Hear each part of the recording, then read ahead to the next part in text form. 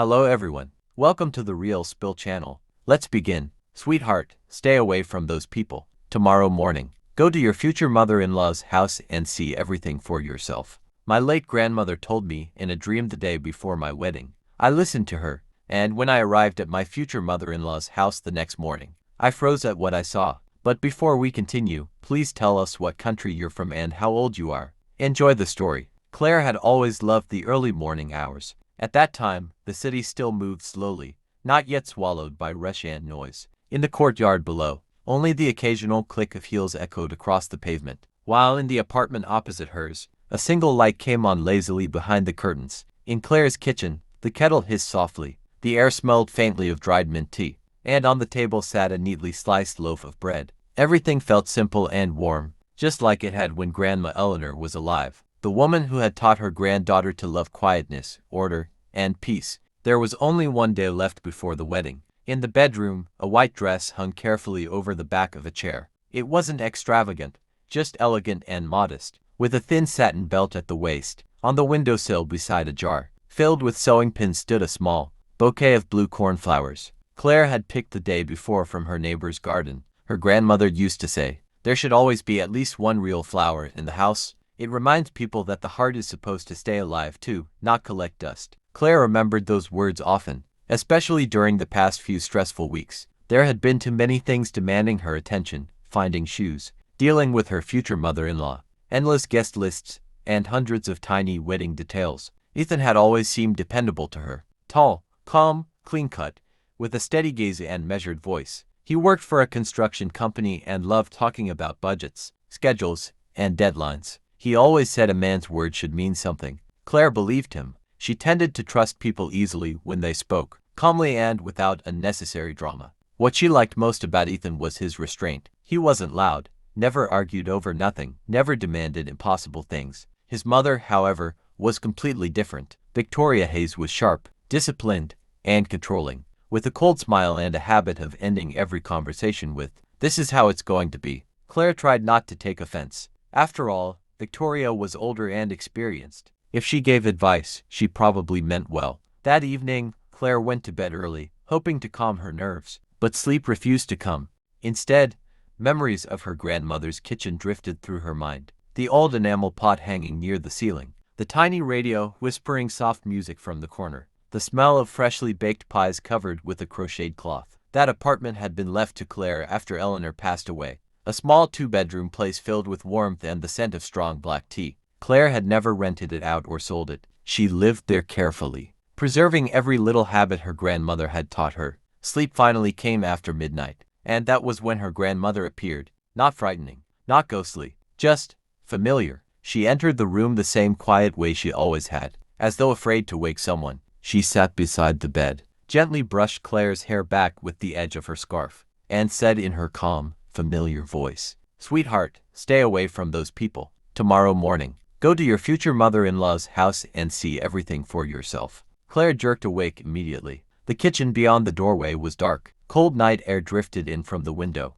She sat on the edge of the bed, listening to her heartbeat. "Steady, nerves," she whispered to herself. "The wedding's tomorrow." Of course, Grandma appeared in her dream. Claire had been thinking about her constantly, but the strange feeling wouldn't disappear. It felt as though someone had gently taken her hand and quietly pulled her away from the wedding dress, towards something she needed to understand first. Claire turned off the bedside lamp and tried to sleep again, but couldn't. So she sat by the window watching the white, empty street below, where the occasional car passed through the darkness, and remembered another thing Grandma Eleanor always said: "If something feels wrong, don't argue with yourself. Take one small step and check. One small step." So tomorrow morning she would go to Victoria Hayes' house, not to spy, just to walk nearby, to stand there for a moment. Maybe the anxiety would disappear. Dawn came quickly. By 6 in the morning, Claire was already dressed in a simple skirt, a light blouse, comfortable flats, and a gray cardigan thrown over her shoulders.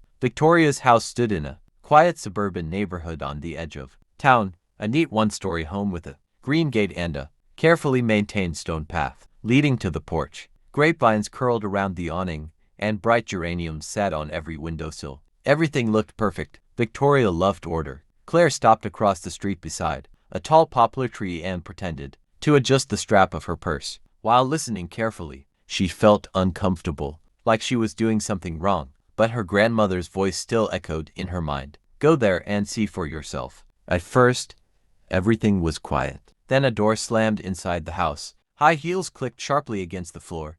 Victoria stepped outside wearing a cream-colored suit, her hair perfectly styled, a folder tucked beneath her arm. Behind her came another woman in a business dress, carrying several transparent document sleeves. Bracelets jingled softly on her wrist. The two women stopped near the steps and exchanged a glance. Everything's going according to plan, Victoria said quietly. First the courthouse, then the notary. She signed the power of attorney without even reading it, the other woman replied with a smirk. Girls like her never do. We just need to finish everything today. And the apartment too, the second woman asked. Of course. Right after the notary. We'll stop by my contact's office. We'll transfer everything quietly and cleanly. No drama. Victoria smiled faintly. Claire's soft-hearted. If you tell her it's for the family, she sign anything. Claire felt her stomach tighten as though someone had dropped a block of ice inside her. Power of attorney. Transfer everything. The apartment. Every word hit like metal against glass. She didn't move. She only gripped the strap of her purse harder. The women walked down the steps. Gravel crunched beneath their shoes. A car engine started, and just like that, the dream stopped feeling like a dream. Claire walked home slowly, careful not to let panic show on her face. The trip to the bus stop felt longer than usual. On the bus, she stared out the window. But instead of streets, all she could see were words repeating in her mind. Power of attorney. Transfer ownership.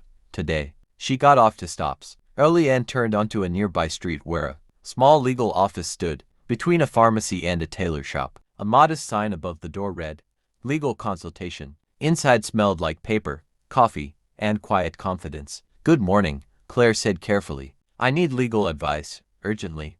I'm getting married tomorrow, and today my fiance's family is taking me to a notary to sign some documents. They say it's just family paperwork, but I'm not sure anymore. The attorney, a short woman with kind, clear eyes named Rebecca Lawson, listened without interrupting. She asked several direct questions. Did Claire own property? What kind of apartment was it? Was it solely in her name? Any debts? When had her grandmother passed away? Then Rebecca leaned back and said, First and most important, today, you can file a restriction notice with the property registry, stating that no transactions involving your apartment may be completed without your personal presence and consent. Once it's filed, nobody can transfer, sell, gift, or register anything behind your back, even with a power of attorney. Claire blinked slowly. We'll do it immediately, Rebecca continued. And if they pressure you into signing something today, remember this. You are never obligated to sign a power of attorney. A notary is legally required to explain every document and every consequence before you sign. And if they try to make me sign a general authorization for my future husband, Claire asked quietly, you still have every right to refuse. Rebecca pulled out a blank form. We can also prepare a formal, notarized statement declaring that you do not authorize anyone to manage or transfer your apartment without your direct participation. It's an extra layer of protection. For the first time that morning, Claire felt something steadier than fear. Control. A wedding is personal, Rebecca added gently. Legal documents are business. Don't confuse the two. Claire smiled faintly. My grandmother used to say something similar. She sounds like a smart woman, Rebecca replied. Together, they went to the property registration office. Claire filed the restriction notice, and the clerk confirmed it would become active that very day. Afterward, they visited a notary, who officially certified Claire's declaration prohibiting any real estate transactions without her direct involvement. When she stepped back outside, the fear hadn't vanished completely, but now it had shape, and shape made it manageable. By afternoon, messages flooded her phone. Friends asked if everything was ready. Her aunt called about decorations. Ethan texted, I'll pick you up at 5. We need to stop somewhere. Somewhere. Now the word sounded dangerous. Claire didn't argue in advance. She boiled water for tea, washed apples, folded her dress carefully into its garment bag, and looked around her apartment. The house itself seemed calm, as if whispering, this is not the moment for panic. This is the moment to think. At 5 o'clock, Ethan arrived in a taxi. He opened the car door politely, carried her purse, acted almost overly gentle. We just have one quick stop, he said casually. Mom arranged a meeting with a notary so we don't have to wait in line tomorrow. Just a couple signatures and we're done. Then we'll grab coffee and relax. What signatures? Claire asked calmly. Oh, nothing major. Just family paperwork. Shared authority, stuff like that. Everybody does it. Claire nodded slowly. All right, she said. Let's go. During the drive, Ethan chatted lightly about wedding gifts, relatives, and the photographer, as if covering something uglier beneath layers of ordinary conversation. Claire watched his profile silently and thought about how the most dangerous thing in people wasn't cruelty. It was the quiet confidence that someone else would simply obey. The notary's office was downtown on the second floor of an old brick building. Inside waited the same notary Claire had visited earlier with Rebecca. Victoria was already there in her elegant suit, holding the familiar folder. We're here about the authorization documents, she said smoothly. Nothing complicated. It's easier for young couples this way. The notary opened the papers and began reading aloud clearly and professionally. Power of attorney granting authority to conduct transactions involving the principal's real estate property, including sale, transfer, donation, mortgage agreements. He looked up. Do you fully understand the scope of these powers? Ethan shifted awkwardly. It's standard paperwork, he muttered.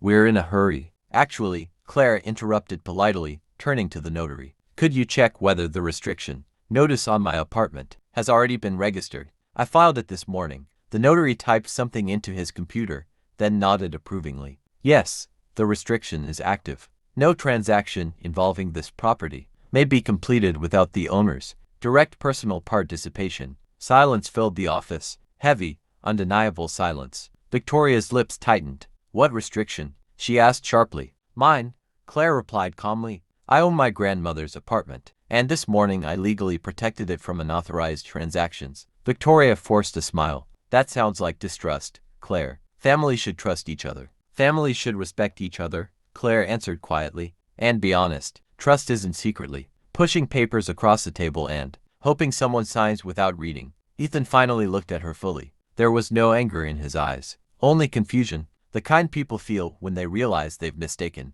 manipulation for normal behavior. I didn't want to hurt you, he said softly. Mom said it would just make things easier for the family. I'm against anyone handling my property behind my back, Claire replied, and I'm against being treated like someone too naive to understand what she's signing. Then she looked at the notary. I will not sign the document. The notary nodded professionally. Understood. I'll prepare a formal refusal record. While he typed, Victoria sat silently, tapping her fingers against the armrest. When they stepped into the hallway afterward, she stopped Claire. You're making a mistake, she said coldly. A family needs structure. I know how things work. Everyone has their own version of order, Claire replied. Mine is simple.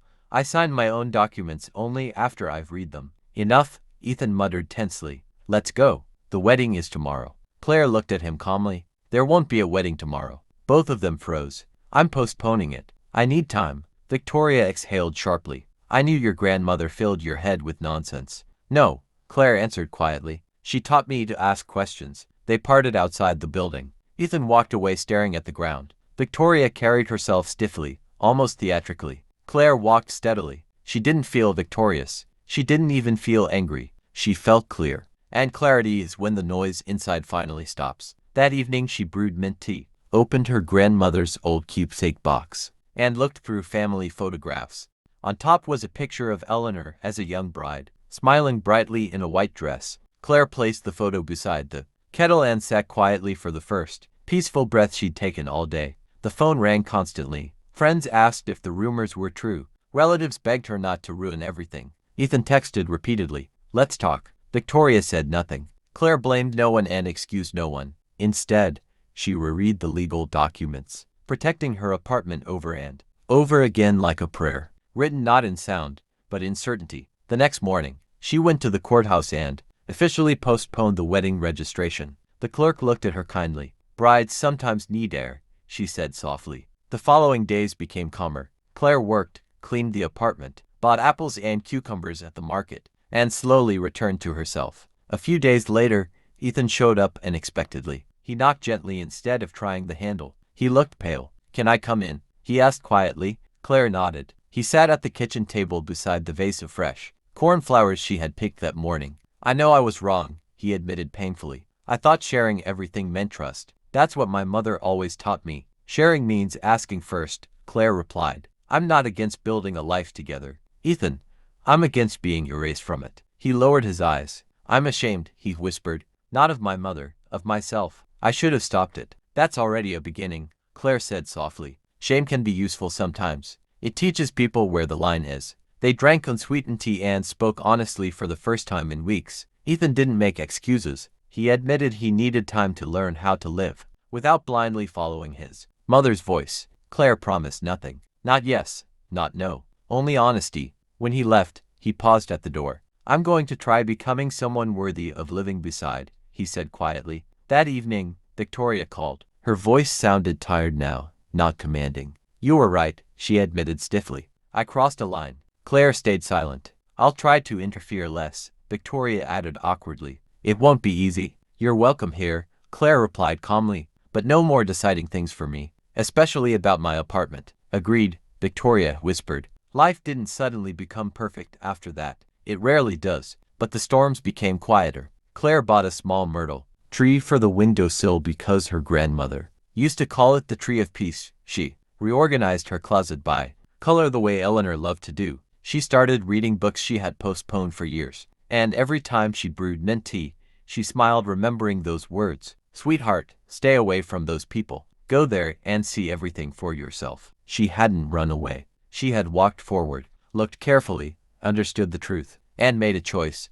One evening, standing by the window beside the blue cornflowers and the little myrtle tree, Claire picked up her grandmother's photograph and whispered softly, "Thank you." That day she hadn't made any grand speeches. She had simply done several small, important things, the kind that quietly build a strong life. She listened. She checked. She saw. She protected herself. She spoke calmly, and she didn't back down. That's the kind of story older people call wise. Not dramatic, not cinematic, just real. With tea, with paperwork, with dignity, and with gratitude for the people who once taught us that love should never be confused with blind trust. The next morning, Claire woke up early again, opened the window, breathed in the cool fresh air, and smiled at the future. Not everything ahead was certain, but the important things finally were. She would never again stay where her voice wasn't welcome, and she would never sign another family document without hearing every word read aloud first, because her grandmother had taught her one simple truth. Your signature is worth more than anyone else's promises.